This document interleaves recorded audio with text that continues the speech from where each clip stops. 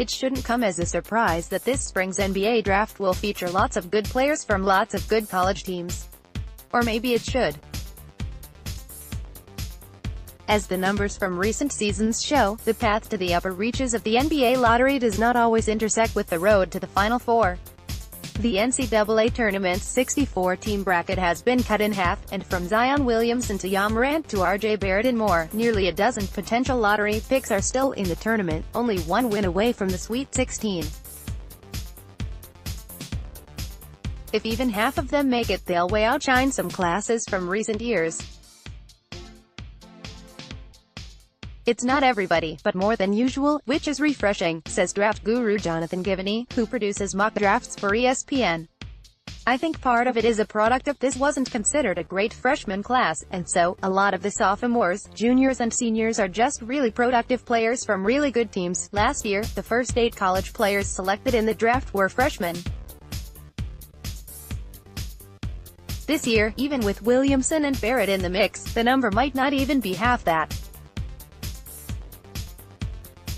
But one and done is not a sure measure of college success. The top picks from the last 3 drafts, DeAndre Ayton, Markelle Fultz and Ben Simmons, all left after one season, and didn't win a single game in the tournament. In fact, Ayton was the only one who even played. Since 2014, only 5 of the 15 top 3 collegiate picks have made it to the second weekend of the tournament. It adds yet another layer into the ever-evolving debate over what makes a great team, and over how much top-tier players actually benefit from spending a year or 2 in college. Statistically, I can't answer that, said Kansas coach Bill Self, whose top 2 prospects this season are widely regarded as second-round picks. But off the top of my head, I would say the tournament certainly enhances it.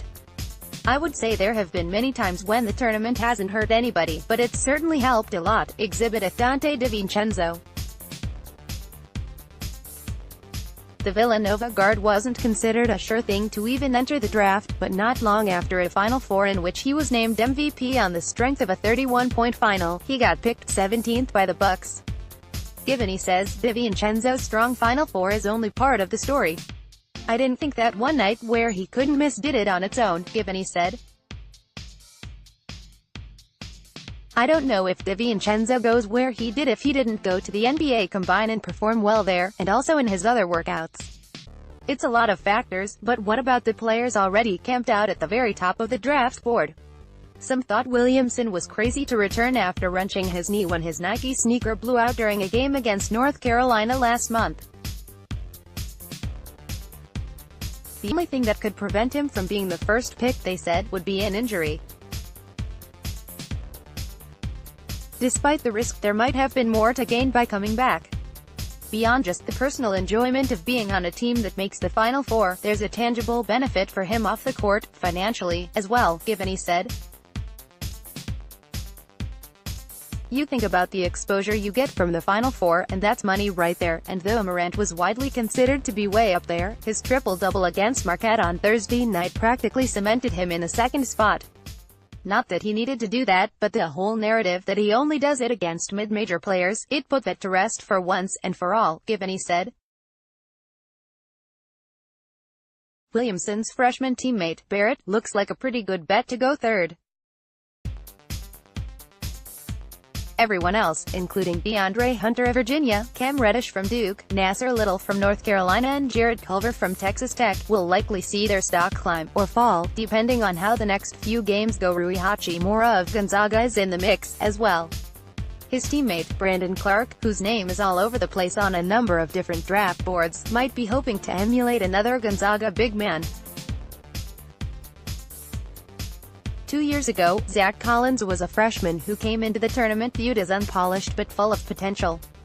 He had 14 points and 13 rebounds in the national semifinal, then battled through foul trouble for 9 points and 7 boards in the final.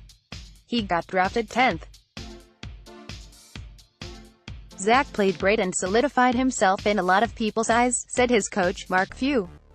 It was what they already thought, but he solidified it. It helps when you advance in the tournament.